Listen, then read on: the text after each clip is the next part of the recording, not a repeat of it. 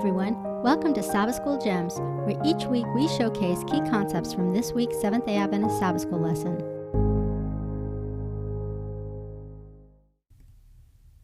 Hello everyone, and welcome again to another episode of Sabbath School Gems. This is Lesson 10 for the third quarter for Sabbath, September 4, 2021, and it's titled Sabbath Rest, and it's from the quarterly Rest in Christ. Well, we have the second week of our topic of the Sabbath, and the lesson has some concepts that it elaborates on from the first lesson that was last week's lesson. So, and I encourage you, if you haven't listened to the Sabbath School Gems podcast for the lesson 9, that you go back and listen to that one. It's only, I think, 30 minutes long, and I think it has a lot of the same topics for this lesson. So I think it provides a good backdrop. But we're going to do things a little bit differently, and we're going to take some of the concepts that this lesson brings out, and we're going to just elaborate on them a little bit. Let's just read the defining statement of the Sabbath. There's several of them, but I'll just read the one in Leviticus 23:3. It says, 6 days shall work be done, but the seventh day is a Sabbath of solemn rest, a holy convocation. You shall do no work on it. It is the Sabbath of the Lord in all your dwellings.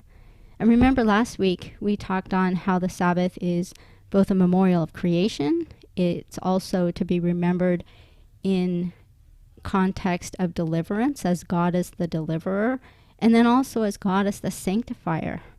And then I think we tied in with him being the protector and the husband and providing for us. So this week's lesson takes those similar concepts, and it starts with the environmental aspect of the Sabbath. And it points out how the Sabbath is a memorial of creation, and in creation, God made man on the sixth day, and he said that man should have dominion over all the rest of the creation.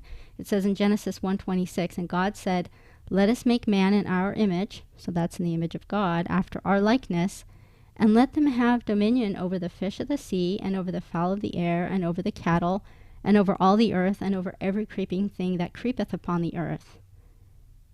And so the lesson kind of brings out, well, that means that we have some responsibility, and I believe that we do have a responsibility to take care of the earth, to take care of ourselves, and to take care of others and the environment. But there's other aspects of the Sabbath that do have an environmental aspect to them, aside from just that it's our responsibility.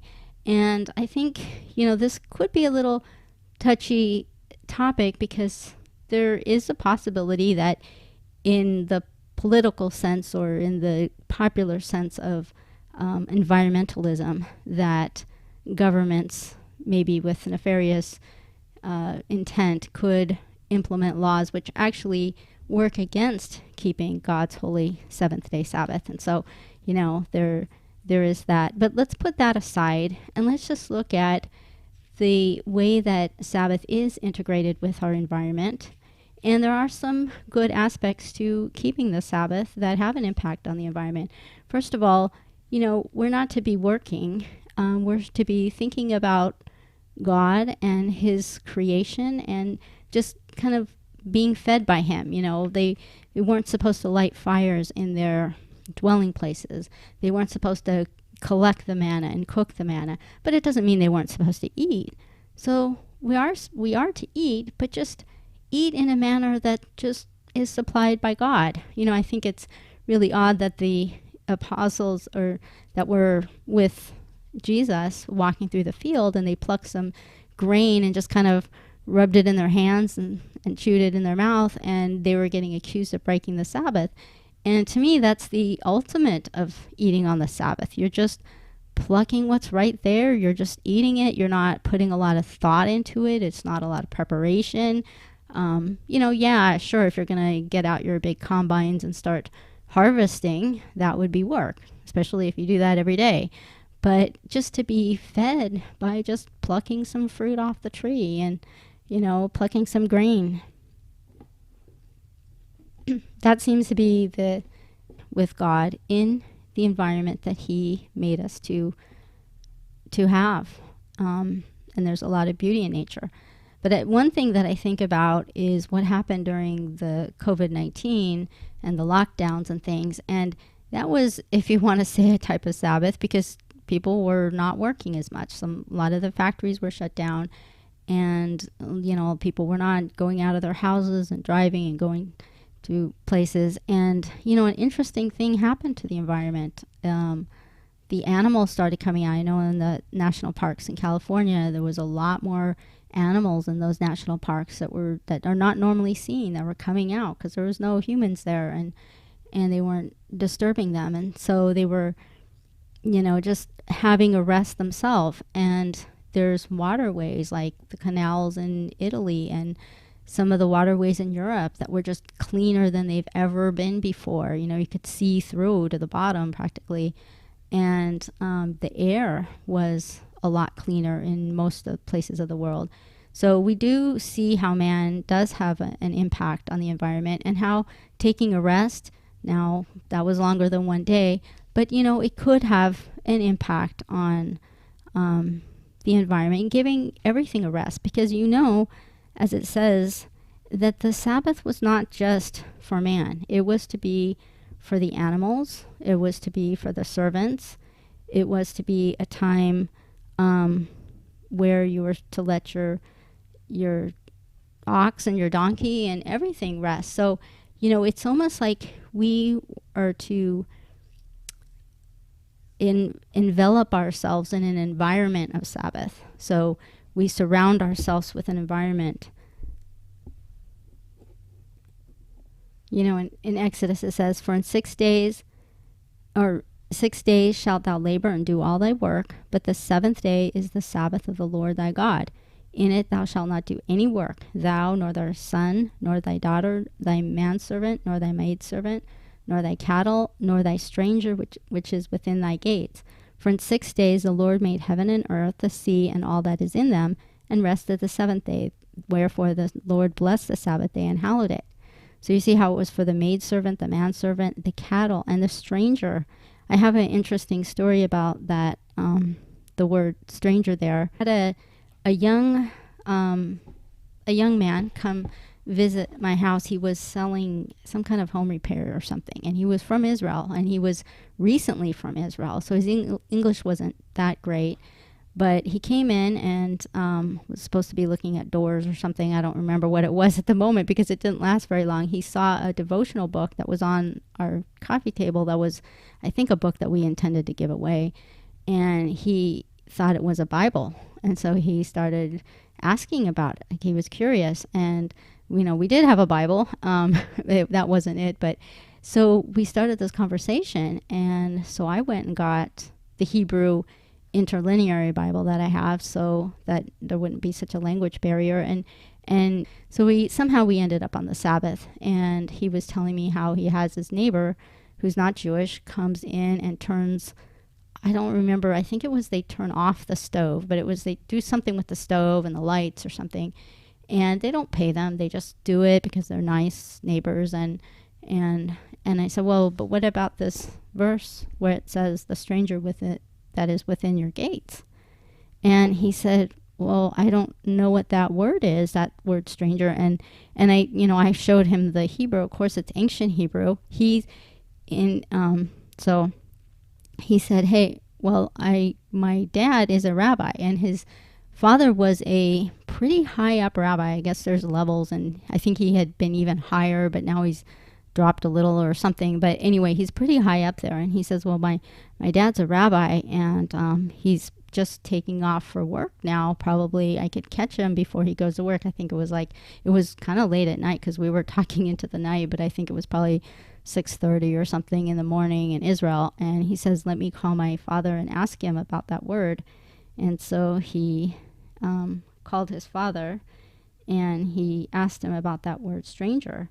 And his father right away said, oh, that means like non-Jew. That's from that like the same origin of the word goyim. That's that means non-Jew. So that's what he told him. Now, whether it means a non-Jew or it just means a stranger, like from traveling from afar, that maybe is Jewish, it still wouldn't, I think, matter. It's the same concept of surrounding yourself with the Sabbath and surrounding yourself with this environment of the Sabbath where people are not working around you, and you're extending it to others. The Sabbath is to be enjoyed by, as I said, animals and people.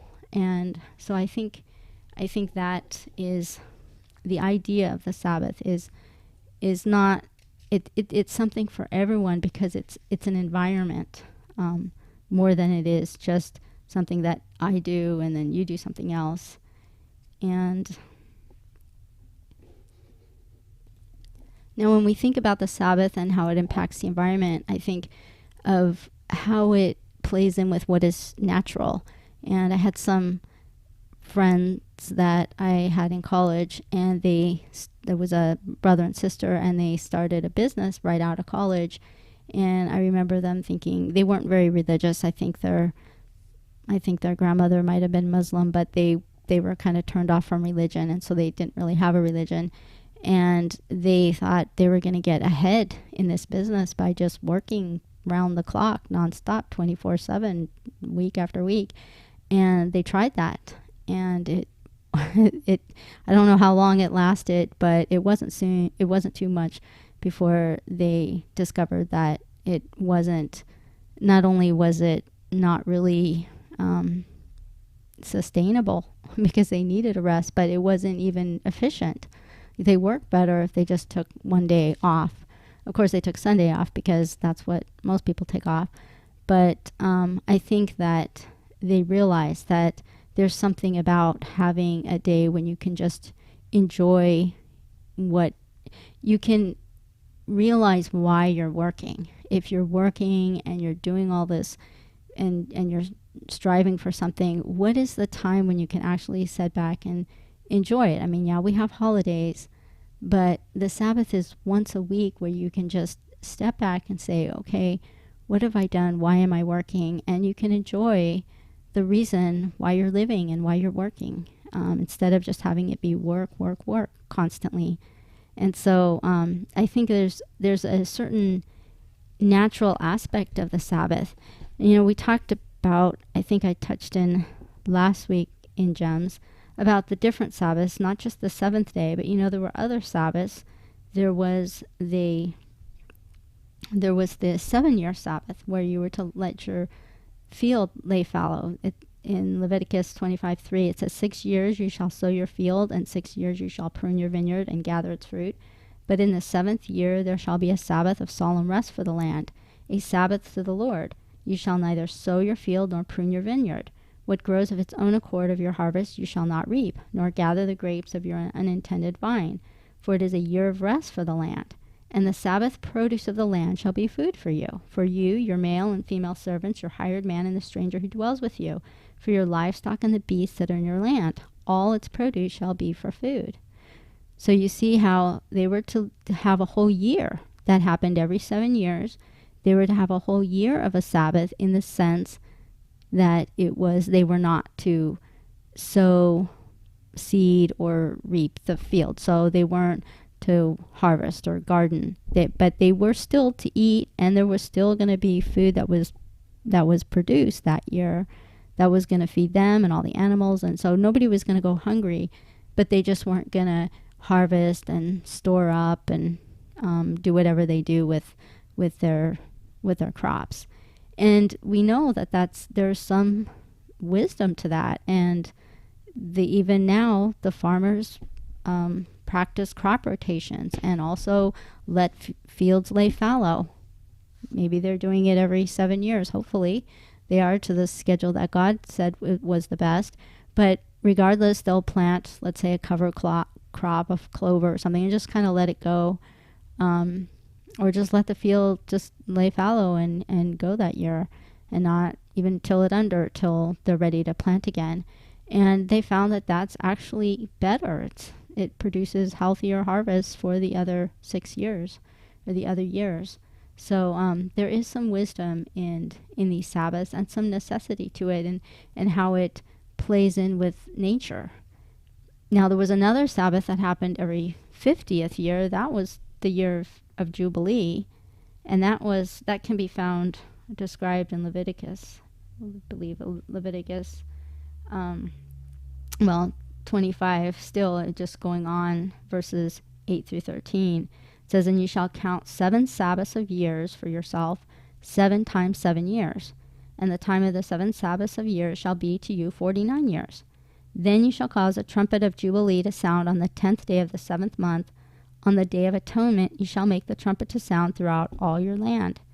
And you shall consecrate the 50th year and proclaim liberty throughout all the land to all its inhabitants. It shall be a jubilee for you, and each of you shall return to his possession, and each of you shall return to his family.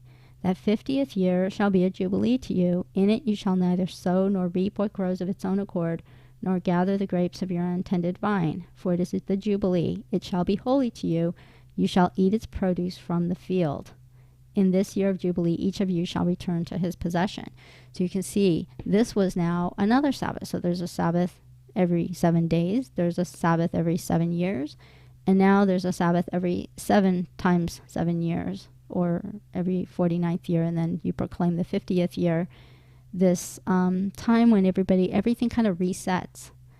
And, we think about it now with our economy and, debts and property transfers and everything. And, wouldn't it be nice if there just could be some resets every now and then? Because it seems like we're just build up into this pyramid type of thing that just keeps building and building. And it's going to collapse someday. If it would be more sustainable if every 50 years, say, you had a reset. So I think there's just a lot of natural things about God's Sabbath that we can see how not only is it good for the environment, but it's natural, it's healthy for us and for humans and for civilization. And it also, that aspect of surrounding ourselves with that environment of the Sabbath.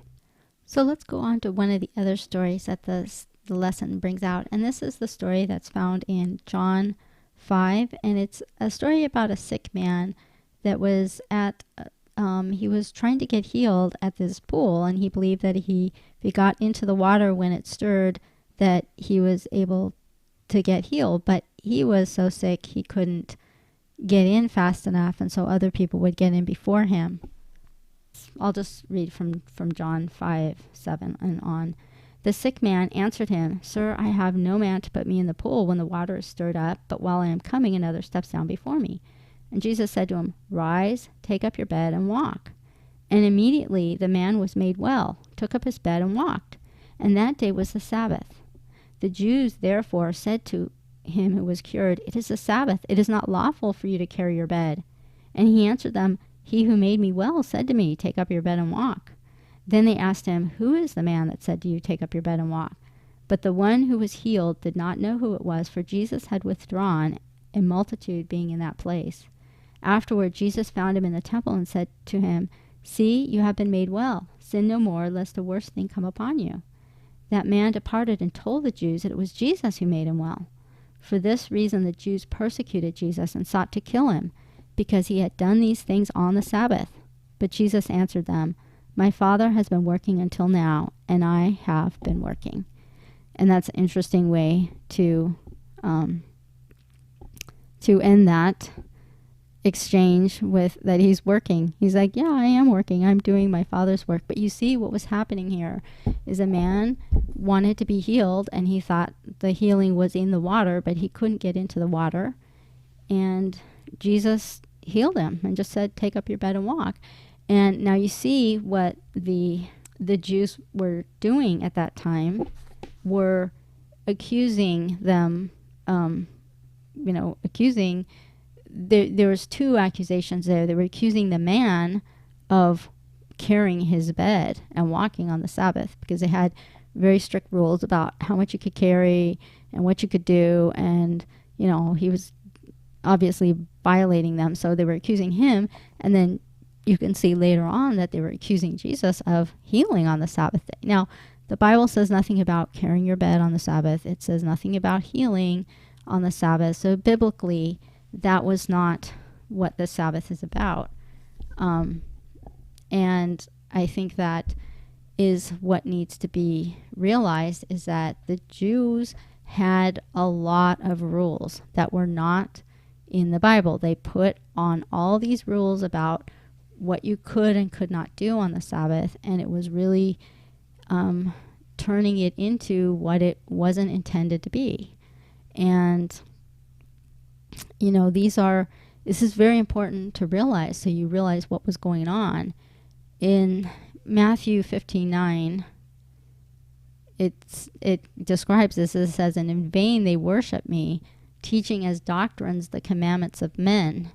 I think there's some other verses too. I think even in Titus it talks about not giving heed to Jewish fables and commandments of men who turn from the truth. And, it's really important to understand how they were adding things, and they were making laws that were man-made, that were not what Jesus had in mind. And then they were turning around and accusing people of breaking those laws, and essentially you're breaking the Sabbath if you break those laws. Well, that's not what God intended. He doesn't intend for the Sabbath to be a checklist of do's and don'ts. This is a time of a relationship with him. It's a holy day that's set apart. I always think there's things that have happened to me on the Sabbath, and I think that the Sabbath, more than any other day, is a day that we should really just be available. We don't have anything on our schedule. We don't, we shouldn't have a plan for the day. We shouldn't have a schedule for the day. We should be in tune with God to be used by him any way that he would use us. And I can recall countless times when, on the Sabbath, something just happens where, for example, I recall one incident where we were out in nature just enjoying. We were on a trail as a group, and when we were coming back, we ran into these two teenagers. It was a brother and sister, and they had been part of this long distance race that happened earlier in the day, and I think they were stationed at one of the checkpoints.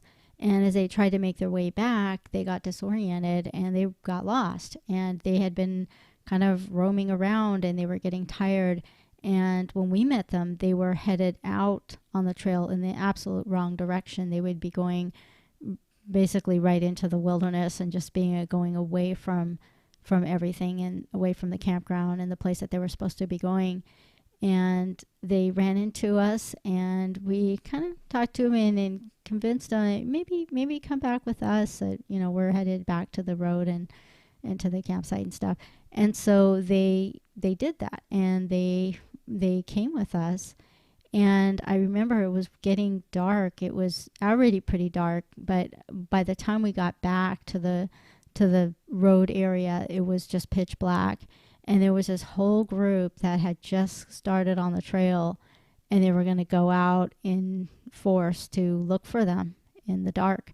And one of them, I think the father was there, and, some uncles and just a whole bunch of group of people. But they were so glad to see them coming back because they had been so worried about them being gone for so long. And I just think, what if we weren't there? What if we weren't out there? And, I just think there's so many instances like that where we should be available on the Sabbath to do God's will and to learn how it is to just be led by him, to be available for him. And I think what Jesus was doing, healing on the Sabbath, is a natural thing. He was doing the will of God. He was taking care of a need that was right there. This man didn't even know who Jesus was. He just knew he needed to be healed. He wanted to be healed, and there was nobody there to help him. And this man helped him. And how they asked the man, what do you mean what do you mean to take up your bed? And he's like, well, this man told me. I mean, just think of it. If somebody healed you from some great sickness that you had your whole life, maybe, or for many, many years, and this man just heals you of it. And in return for this great, miraculous, glorious event, he asked for some little thing like just take up your bed and go. I mean, wouldn't you do it? And I think this man's response kind of says that, well, this man, he healed me and he told me to do that. Like, what does that have to do with, it's not disobeying God. It's really just in gratitude for what this man did. And so you can see how it's not a matter of, okay, you do this or you don't do this. It's God working through us on the Sabbath and us being available for that, just as Jesus was. So I think we'll wrap it up with that. Hopefully you enjoyed this episode of Sabbath School Gems, and please join us next week for Lesson 11. Thank you for joining us for this episode of Sabbath School Gems. If you enjoyed this podcast, please subscribe, give us a rating, and spread the word to others. Comments and questions can be sent to us at sabbathschoolgems@gmail.com. Bye for now.